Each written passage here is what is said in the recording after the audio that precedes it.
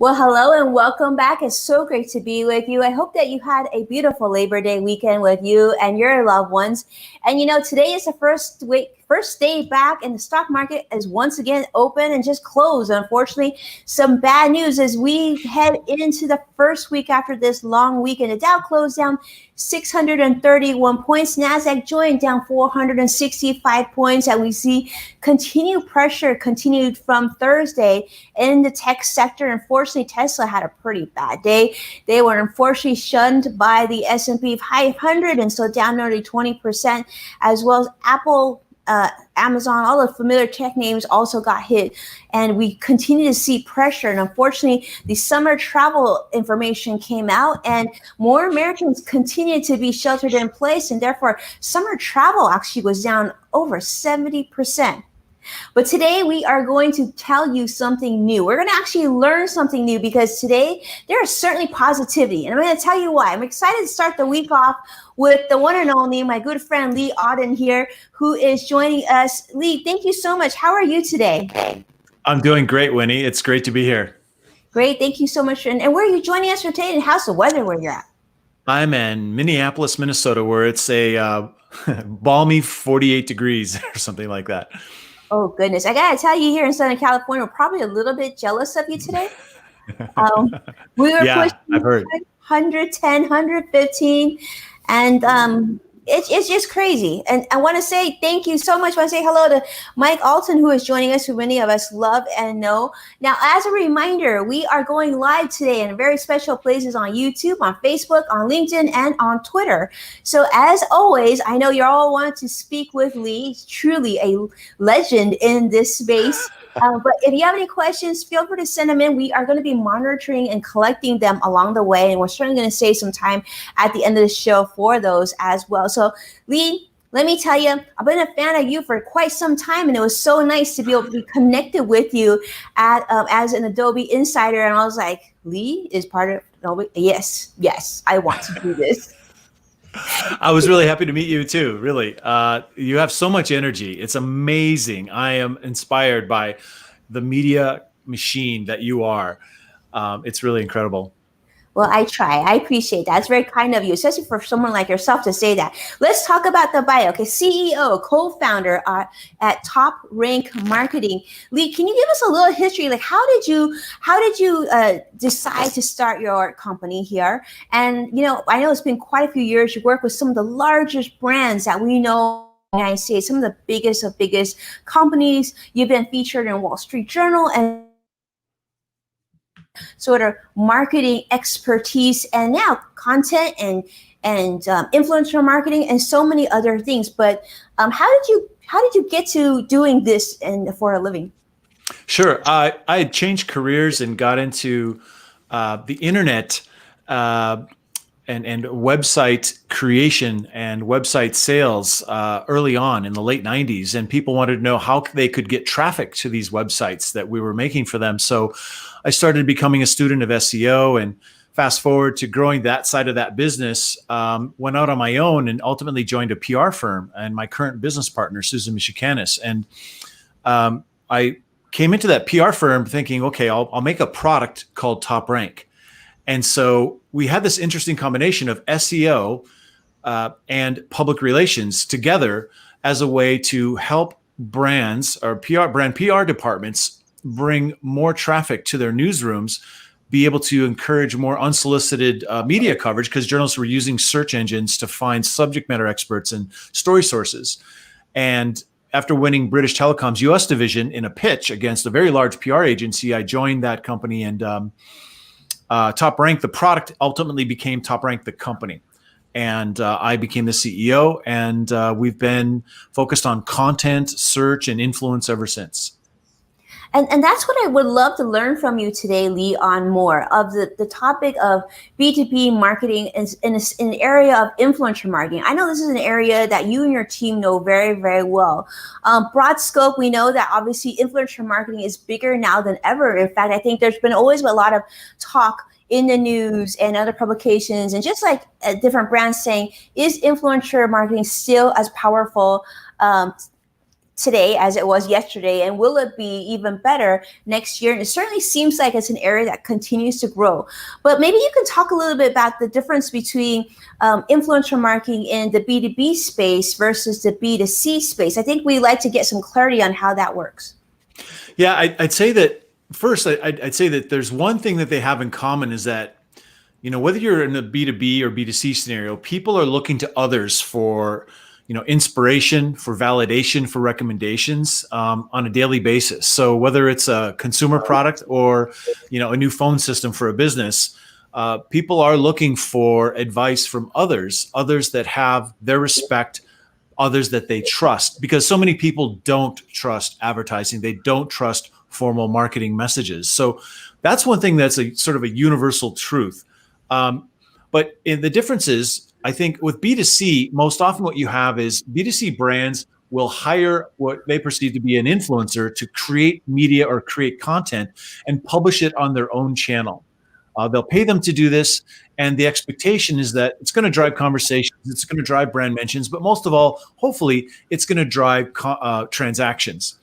And that's a bit of a generalization, but for my purposes of comparison, that's how I'll describe B2C. And B2B, they usually have people who have deep and credible expertise, and they'll be engaged to collaborate with a B2B brand on content that will live on the brand channel. And then the influencer is invited to help promote that content they help to make. In some cases, the influencer will be paid for services, but in many cases, the opportunity to work with a really large brand or to work on a project that has substantial exposure potential, it becomes the value exchange. And so there's not necessarily compensation included there. It's usually a greater good or something that, maybe a community that a brand is building, that a B2B brand is building, and the opportunity to be part of a community with other experts in the industry is enough to inspire the participating influencers to want to be a part of it. And you mentioned Adobe Insiders. I can't think of a better example of an incredible B2B influencer community than that. Absolutely. So Lee, for those of you who aren't familiar with Adobe Insiders that Lee and I are part of, it is a very, very diverse group of leaders in every different industry coming together, talking about their businesses alongside what Adobe's tools and services help do what we do best, which is to do our own businesses, and coming together and creating sort of not only different hubs of communities that we work together and talk together, share ideas, but we always find ways to amplify each other in a really organic and natural way. And this is so interesting. I'm hearing you talk about this, Lee. When you're talking about this, I think all of us can understand this. As we go to industry conferences and we see leaders in the space stand up there on stage, talk about different elements of that business, that's really, in many ways, B2B influencer in its simplest form, right, Lee? Because you have leaders like yourself and Brian Solis, who we're going to talk about, and those of us who are at the Adobe Insiders Group. There's so many of us that continue to talk about our industries, and people in our industry are interested in learning of what we had to say, the things that have worked for us, and the things that we're looking forward to in the future to kind of help them sort of decipher their own entrepreneurial path. Would you say that's accurate? Yeah, sure it is. I mean, people are busy. They're busy living their lives. They're busy running their business or working in their job. And it's a bit of a shortcut of confidence that they can rely on someone that they do trust to have deciphered the complexities of life or the complexity of technology and be able to explain it to them in a way that they can understand, they can feel comfortable with, and that they can actually take action on. They say word of mouth is the most powerful form of advertising, and it's still true today. Peer recommendations, whether it's a peer that, someone on Instagram, holding up a beauty product or a consumer product of some kind, or whether it's someone on stage at an industry conference and they're talking about digital transformation and what that means to CIOs and IT directors. Doesn't matter. People are listening to those with credibility, with authority, and they're being influenced by them. I love that. That's so true. Like we want to go and save time. And so that's the thing is listening from someone in our industries that we respect and we trust saves us a tremendous amount of time. There was really recently a report that came out of Influencer Marketing Hub that suggested that the influencer marketing area of our industry right now is close to $10 billion in 2020. And in fact, 300% more micro influencers are utilized by large firms since 2016. So if you're running a business or you're part of a large entity and you haven't really learned more about this, it seems like the perfect opportunity. I mean, Lee, looking at these numbers, hearing these figures, is there still a lot of ways to go for influencer marketing? Or if a business hasn't jumped on this and started inputting some of their marketing in this area, are they too late? Well, they're not too late because there's always, influence is not permanent. It is temporal. And so the people who were influential yesterday aren't necessarily influential today. Not everybody publishes at the same cadence. Not everyone has the favor of their audience all the time automatically. So the practice of influencer marketing is dynamic, whether you're consumer or B2B. And the opportunity with B2B is substantial. I mean, we published a report, we did some research of over 200 B2B marketers, asking them about influencer marketing, about best practices and trends and budgets and everything you'd really want to know. And we found out that, a substantial number, 96% feel that of those who are actually implementing influencer marketing feel that they are running a successful program. But at the same time, it's something like only 19% are running always on ongoing programs, like only 19%. So it's like this huge gap of opportunity. 96% that are doing it feel like this is really successful, but only 19% of overall B2B marketers are actually doing anything from a commitment standpoint. So there's a lot of growth, a lot of upside opportunity, and we're still figuring out very interesting and clever ways to activate and to engage with people that have the attention and trust of our audiences. So I thought this study was really impactful and really interestingly. Maybe we could share this with our audience. For those of you who are running businesses, you might actually find this data to be very helpful as you're putting together your marketing campaign for the end of the year as well as next year. So here you can see actually the study that has come out that Lee referenced, and we'll make sure to also share that link with you on the side if you want to go ahead and download. Lee, I understand you're sharing this content out freely now. People can actually download this report. Yep. You just go to 2020.influencermarketingreport.com.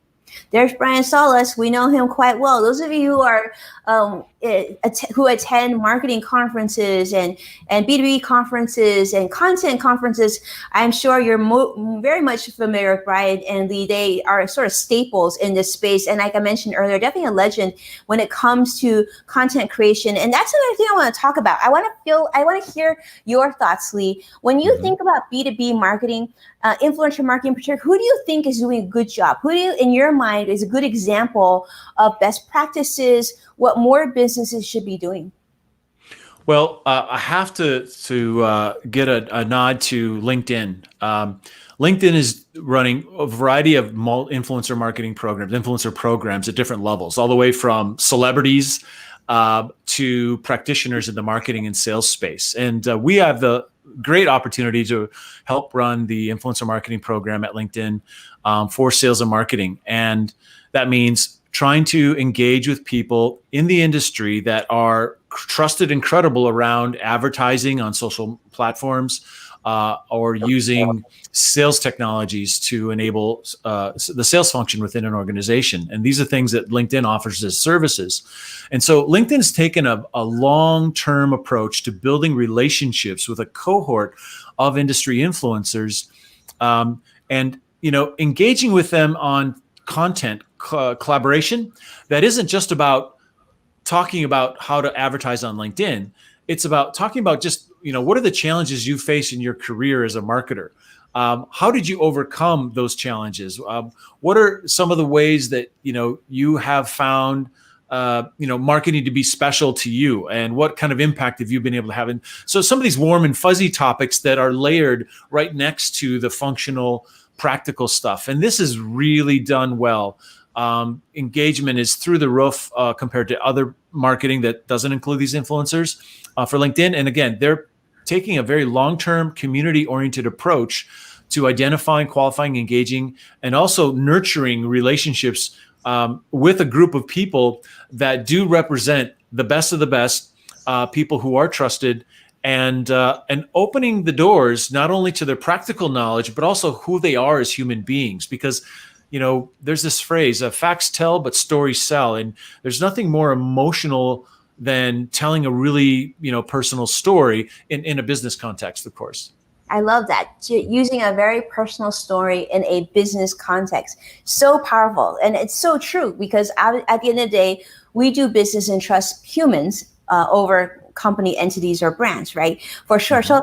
So Lee, if you take a look at, many of us are always sheltering in place. The pandemic has hit us.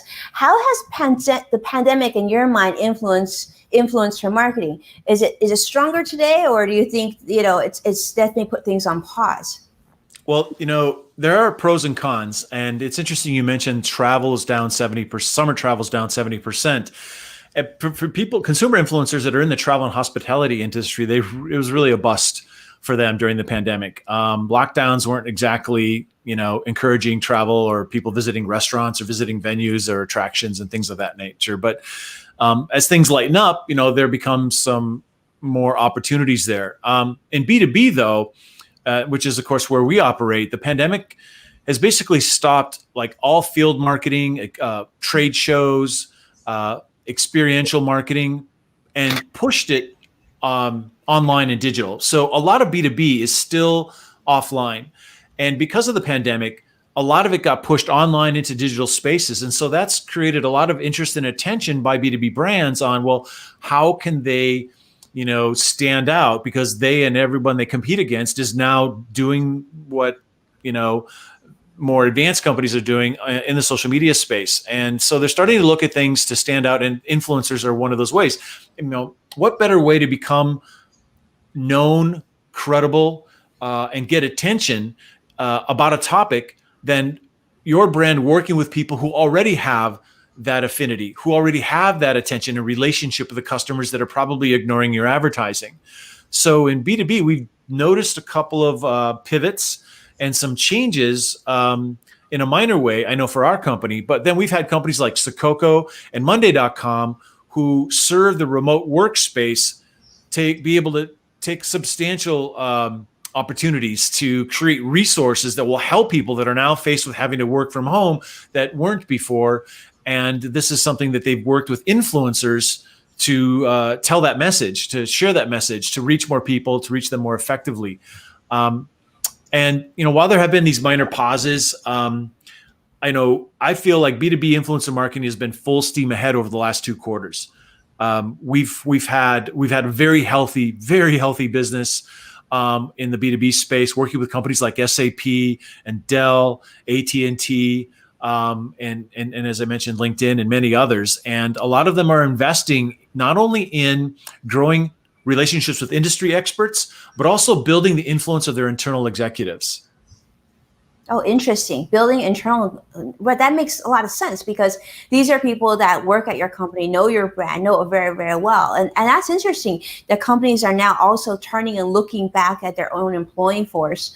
I would agree with you so much, Lee, because as someone who's worked with a lot of brands, I've actually seen an uptick. There's been more demand now than ever in creating real-time content that's relatable to your respective industry. In fact, just this morning, I got booked for another satellite media tour. And I do think, like, although the opportunities look different today than they did maybe a few months ago, that they're still out there and there's still opportunity. And, one thing that we continue to hear, Lee, even we hear a lot about this on our weekly tweet chat as well, is the importance of a brand standing out and talking about themselves, right? Otherwise, you're really being defined by your industry, but the opportunity is there. And like you had mentioned, because there is demand, people continue to work and still have people that they respect and listen to, the opportunity still exists, maybe it just looks a little different. So one thing I would love to learn is to talk about how businesses can work with influencers.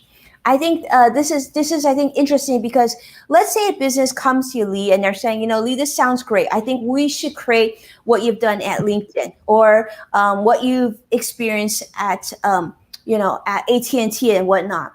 What are some questions that you might ask me if I was a business owner to get me thinking about what that would look like for my entity, and what would be a reasonable expectation our relationship? Sure. Well, the first thing I get, one of the first things I might ask, obviously it depends on the context in which we had the conversation. If you're coming to me and saying, I'd like to do an influencer marketing program, I'd ask why. Why? What do you hope to achieve with that? I also ask, who are your top influencers? And they might give an answer, and I'd say, well, how do you know that? And so we'd start to introduce the idea of validating who is actually influential and what can you do in partnership with an influencer to drive a business goal of some kind. So a part of that question dialogue is about understanding the why. What are the expectations the brand has? What are their perceptions? So we can reconcile those with what we know to be best practices, what might be the best practices for them in their industry, for example, and start to ask them also, what kind of content marketing initiatives do they have going? Are they collaborating with PR? And, how are things structured that would allow for contributions from industry experts? Also ask them things like, well, where would content like this live in your ecosystem? Because one of the big challenges a lot of large enterprise have is that they love to work with influencers, but they don't have anywhere to publish the content. More and more industry hubs by major B2B brands are being taken down or they're being consolidated. They don't necessarily have a blog or a place to publish this sort of stuff. It can't just live on social. So we've got to, start to uncover where the fruit of our labor would actually live.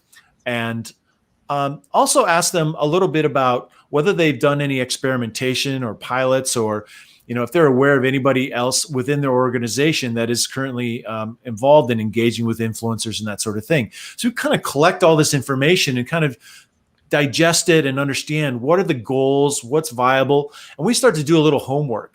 We start to identify some people that could represent some ideal folks to partner with, and actually share them with that company and help them understand, okay, here's 3 or 4 people, and here's why we would recommend them for this particular, to help achieve content that would drive a particular business goal. So here's a brand individual. That's a expression we use to describe very famous influencers. Here's a brand individual that'll help us create awareness, right? And here's a customer of yours, and we could work with them because they are influential as a super user of your technology or whatever it is that you're selling. And then here is an employee or internal subject matter expert or an executive that we could use for end of funnel content as an example. And we'd create recommendations around how this might actually work with that very specific company. It's not as simple as just saying, hey, we want to be well known about XYZ. Let's just go find some XYZ influencers and just throw that digital spaghetti against the wall and see what sticks. We actually use data like SEO keyword research to understand topics that are actually in demand. We look at social data to understand what conversations are most relevant in concert with the brand solutions. And then we use those ideas and use them to actually use a platform to identify the influencers that are most relevant for those topics and relevant for the content types that would make sense for that customer. And then we present a plan, present a strategy about how this would all work together. Again, all focused on helping to drive a specific business goal, not just have some famous people talk alongside their brand and, get some sort of superficial KPIs like potential reach or something like that. Right. Because then you would just hire a celebrity and call it a day. So great. So you talked about the brand individual, right? So what makes a great brand individual, a great business influencer when you think about this and when you work with different clients? What in your mind, what are some components that a person must have? In the B2B space, we're looking for 5 Ps. In B2B, you actually have to have expertise, whereas in consumer, you can be anybody who's really good at creating media, and and if you've been able to attract a large audience, you can get paid doing what B2C influencers do. But in B2B, you actually have to have domain expertise. So proficiency is one of the big ones. I think of Kirk Bourne, who's has a PhD in astrophysics, who is a technology influencer. You don't get any more credible or you don't get any more better credentials than that, especially in the tech space. You also want to look at popularity. Do they have a network that is paying attention to them? Is it sizable? And you don't have to have a large network, but it is something to be taken into consideration. They have to have somebody listening to what they have to say. Otherwise, they're not influential. Now, one of the rarer things we find in B2B is, of course, do they have a personality? Do they have charisma? It really does matter. And certainly because a lot of B2B influencer marketing is about subject matter experts contributing expertise to brand content to make it more credible, that can be enough. But you really do want to, in order to be competitive, you need more, right? And we need some of the things that we often find in B2C influencers. We need that a lot more in the B2B space. So certainly personality is one of those traits. The ability to publish. In fact, our research, we found 72% of marketers said that the characteristic they're looking for most in an influencer is that they publish on at least one channel. So it's not enough to be recognized by your peers, but you also have to be creating content. And then promotion, the ability to promote, because clearly one of the things that is most beneficial from working with a credible expert is that they will then share the thing they help to make to their audience. And again, that audience is probably ignoring formal brand advertising and marketing communications. So an influencer hand delivering this credible content around a topic that they're already used to hearing from that influencer about is a nice shortcut to creating a meaningful experience and delivering that information about the brand or about something the brand cares about that the customers also care about in a very special way. So those are, the 5 Ps, I guess, is what we're looking for. And we can't get them all, but we try to get as many as we can. I love that. Actually, that was going to be my next question, which I think you just answered, which is if you're a brand or you're a company looking for these brand individuals, these brand influencers, where would you go? But certainly after listening to you, I think I know the answer to that. I think you call Lee for this. But yeah, I think, is that the answer? Or is there another way that you would look for these individuals? Well, the way we look for the individual, so those are the things we would look for. Those are characteristics that we would look for, but the way we find them is going to be different. Now, a lot of companies, they just think off the top of their head. This is who I think, says the marketing VP or marketing director. This is who I think our influencers are. And so this is who I want you to work with. Mm-hmm. How do you know? How do you know they will behave in a way that is actually going to help us achieve the business goal that we're after? So it's one thing for a famous person in the industry to make that executive feel good because now they're standing next to them, they're associated with them, and that's fine. It's kind of like an SEO and someone wanting to be to rank for some crazy, popular phrase, or someone who engages a PR person says, "I want to be in the Wall Street Journal today." And like, do you deserve to be there? So it's important to understand, the topics of relevance, meaning, what is it that the brand wants to be known for? And what is that, and the topic that the customers actually care about? And rather than just thinking off the top of your head who's influential, more sophisticated marketers, and we found this in our research, are using software. Now, in B2C, they'll use marketplaces. They'll use things like Upfluence, IZEA, or a do-it-yourself platform like Tracker. In B2B, there are tools like BuzzSumo, which use primarily Twitter data or Keyhole, Twitter and Instagram, Facebook data. Tracker also is good for B2B, and also Analytica is a specialist platform in B2B. And so these folks are like Google, they're crawling the social web at large, and they're pulling in all that data. They're pulling in billions of records and using algorithms, in some cases AI, to identify individuals who are relevant about certain topics. And so there's structured data and entity data to help understand who these people are most, or what topics they're most associated with. And then there's the content they publish on social channels that are public that can be algorithmically sorted to understand, in the moment, what are they most relevant about today? And there's 3 key metrics you look for when you're using software to identify an influencer. The first thing is topical relevance. Like the topic you want to be known for, is this influencer actually creating content around that topic? And the other metric would be resonance. And so to what degree is that topic something that their audience actually cares about? And in our research, the number one thing that B2B marketers are looking for when they're trying to find the best influencer, 91% said the relevance of the audience. That is the number one thing they're looking for. So they're not looking, it's funny because you think it'd be the relevance of the influencer, and that is a very important thing because that was number 2, subject matter expertise. But the relevance of the topic to the influencer's own audience, because there's an expectation that, again, that influencer is going to contribute content to the brand, and then they're going to help share it with their audience. And we want to make sure that the topic being shared with that audience is something that will actually resonate with the audience. It's something that they want to hear about, they're interested in, because that's where the magic's going to happen in terms of inspiring conversations around the brand or driving transactions. So using software to identify and to engage and to activate them. The third thing to look for besides relevance and resonance, of course, is popularity or audience. So do they have a network? And again, you don't have to have a monster network to have impact. The percentage of engagement is obviously very important. If you can get, 100 people from someone with 1 million followers to react, that's worth so much. But if I have someone who has 1,000 followers and they have 200 people react, I'll take that niche micro influencer every time. So those are the 3 key data points. It's relevance, resonance, and audience or popularity that you want to take into account. When you're using software to identify influencers that you can prove through data will probably be a good bet to work with you and your brand.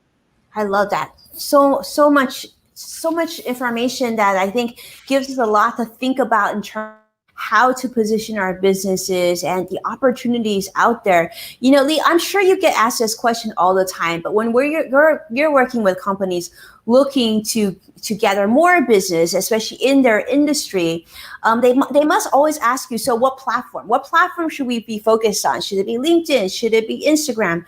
Where should we be? When you think about that question, how do you answer? Sure. Well, it starts with what are the preferences of your customers? The media formats, the channels in which we publish should be empathetic to where your customers are, right? Fish where the fish are. So a part of our model for marketing is to understand customer preferences in terms of information discovery, content consumption, and the triggers that motivate action. And when identifying what type of media or channel to work with an influencer on, or even deciding on large part which influencers to work with, we've first got to understand, well, what media formats make the most sense for our customers. So if we found through our data, through our experience, through our research that, really video makes the most sense, episodic video, for example, makes the most sense for our customers. So let's find influencers who are topically relevant, but that are also really good on camera or are capable of creating video content. You'd be a win, obviously, for that. And so, and also do they have an audience that is actively engaged with them via video channels, if that makes sense. So it's not like, if we're doing consumer products, we should go to Instagram. Yes, that's a sweeping generalization. It might be true to some degree. However, I know in B2B, we have to be a little more specific in matching the customer preferences with the capabilities of our influencer partners to get the best impact. Yeah, for get best make at the end of the day, you want to make sure your marketing dollars are getting top ROI. So great information. Talk to me about, Lee, I know the B2B influencer marketing pilot. This is really fascinating. Share with us a little bit, if you would, about that pilot. So the reason to do a pilot in a marketing context is to, you have a hypothesis that this is a tactic or strategy that could work for your brand, and you want to collect some initial data. A lot of times we'll have, let's say, a marketing director, VP, want to do an influencer marketing pilot so they can test out the practice, but also to collect data that they can then use to determine whether this is something, whether we're onto something. And to create the data that would be useful in getting more budget upstream in the organization, getting executive sponsorship within the organization, because they can say, look, we tried out this pilot and look what happened. Great examples, Sherwell Software, IT service management organization, did an influencer marketing pilot just with a traditional ebook that 12 influencers contributed their expertise around a topic that customers definitely wanted to hear about. And those influencers were so relevant because of the way they were identified. The way they were identified was driven by audience or customer segmentation information. So personas, if you will, I don't, that's not exactly what we did, but we identified these customer profiles, and we created these profiles that identified what were the influences to the buyer, to the CIO, to the director of IT. And part of understanding what was influential to that person, meaning the publications they read, the special interest groups they're part of, the associations, the websites they visit, what they search on, people that they're influenced by, that sort of thing. So by collecting that consumer data, we were able to identify the right kinds of influencers to include in this ebook. And this one pilot generated 21% of all sales pipeline for the entire year. So, obviously it inspired a lot more confidence in the practice from elsewhere in the organization. But it can also teach you what's not working. So. No, that's super powerful. I think especially for businesses that are maybe a little gun shy about writing that check yet, doing a pilot will really give you credibility that this works. And then you can go up to your marketing department and show them proof. So this is great. One thing that this last question, because I know how busy you are, this is to talk about. I read this. It says how to win the B2B influence with the magic of content creation, co-creation. I read this on your website. I was hoping you could share a little bit about that as well. Yeah, absolutely. So really, one of the great things and one of the universal truths about influencer marketing, B2B or B2C, is that it's highly measurable, especially if how you're activating the influencer involves digital content. And so content co-creation is really the currency, if you will, that will help you develop relationships with those influencers. So yeah, if you go to marketingblog.com, the last post is about this very topic. And really it comes down to obviously picking the right influencers to collaborate with and having a content plan that makes the best use of their talents and exposure to their audience, and going through a process of identifying, engaging, recruiting, inviting them to contribute, and contribute in a way that's most meaningful to them. If they're giving a quote or soundbite via audio or video clip, whatever it might be, and assembling those different influencer contributions like a recipe or like ingredients in a recipe. If you want to make it delicious, right? If you're making pot roast, yes, the meat might be the main meal, but there's lots of other ingredients that makes it delicious, right? And that's kind of like an influencer campaign. And so you match up those influencer contributions with the appropriate opportunities within the content marketing campaign. And the co-creation exercise is a very nuanced thing, because you don't just reach out to someone and say, hey, Winnie, can you please send me a 35-minute video about finance in this industry? It's like, why would you say yes to that? You're a busy person. And so it's very important that there's romance involved. It's very important that there's empathy involved. Find a way in your recruiting process to give the influencer something they're not already getting, right? Find a way to create value for them first. And a lot of times what we'll do is if a company doesn't feel like they have relationships with influencers yet, and we need to fast track them, and this is often a tactic in a pilot, is we'll create a listicle of the top people in their industry. And we'll, this is a legitimate list. So we've researched and we've identified and we've custom wrote their bios. So we've obviously done our homework, and we'll publish this list, and then we'll reach out to them and let them know we're recognizing top people in the industry. You happen to make the list. And for a lot of people, genuine recognition like this is very, very valuable. And it's also not very common in B2B.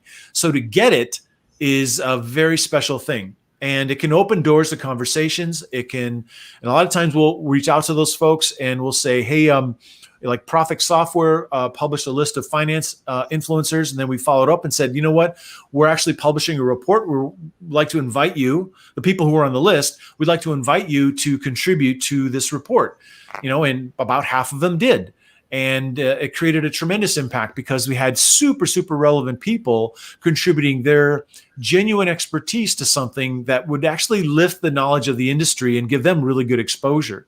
So there's the romance is a really good metaphor because, you don't walk up to someone and say, hey, let's get married. There are kinds of other steps, and it may take a little bit of time. It may take a long time, but ultimately we're after something long-term. We're after a relationship.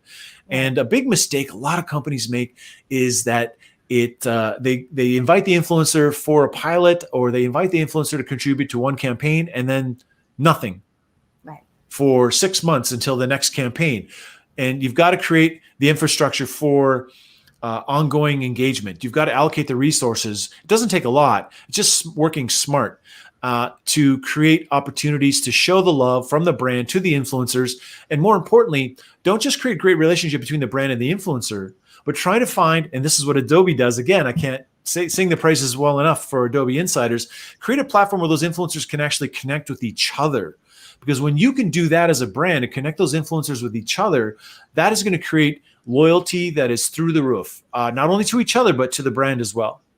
That is so truly, like, for example, Adobe bringing us together, putting us in a room with other influencers that we look up to and value. Those relationships are so meaningful. And I love the way that you said it's like a romance, because it's so true. It's like how we teach our kids, give before taking, and looking at each relationship as a long-term. I can definitely say when I work with a brand, one of the things I always ask is, so how many of us are you looking to work with? And is this a relationship that we're going to keep on for a year at a time, or if it's just one campaign at a time? Those things matter, especially, I think, like you mentioned, in the B2B space, where we're already so busy and we already run successful, profitable businesses. So do we really need to do this? And there needs to be a compelling reason of why. And I love how you mentioned of doing that listicle, giving the recommendation, giving the kindness, offering something, a gift ahead of time before you have the ask. So powerful. I can see, of course, why so many of the biggest top brands work with you and trust you. And absolutely, I love what you're saying. I think in particular, you mentioned your client LinkedIn. I think they're so powerful. I mean, as a LinkedIn learning instructor, I think they have done such a good job of bringing us influencers together, working on projects together, and continue to not only increase the conversation, but make sure that we continue to feel engaged and collaborative. So thank you so much, Lee. Truly, truly grateful for your time. And of course, last thing, we've had so many questions and comments coming in, and do know we'll continue to collect them and continue to share them with Lee. So two things, Lee, I would love to ask you. Number one, how can people learn more about you and the projects that you and Top Rank are doing? And of course, how can they get in touch with you if they're looking to adopt this for their business? Certainly. By all means, we publish articles multiple times a week and have for the last 16 years at toprankblog.com. Also, toprankmarketing.com is where you can get access to our report and find information about what we do and who we do it for. Toprankmarketing.com. Oh, wonderful. Thank you so much, Lee. And I guess the last question is we'll hope that you'll stay in touch, and we'll hope that you'll join us again as we get beyond this pandemic and learning really about more what you and your clients are doing, because this is, I think, really important, especially since those of you who are watching, even if you're not in a position yet to engage with Top Rank and Lee and his team, it gives you so much to think about of your businesses and how you can pivot and continue to market your services today and into the future. So truly, Lee, thank you so much for your time. And of course, those of you who are watching, thank you so much for being here. We appreciate you so much. And we will see you again tomorrow. We're going to have more conversation with you. Tomorrow is AMA, Ask Me Anything. We've got questions that have been coming in. We have so many questions this week as it pertains to the market and investing and business and everything else in between. So we'll be doing that tomorrow, same time, same place. Looking forward to joining you again. But thank you so much for your time. And a special thank you to, let's do a quick shout out. Shout out Brian Schumann. Thank you, Zen Zinger, who I love. Jim from Chicago, great to see you again. Let's see. We have so many names. I'm gonna definitely leave out somebody. So you know what? I'm gonna leave it at that because we're running late. Thank you so much for your time, and I'll see you all again tomorrow. Take care now.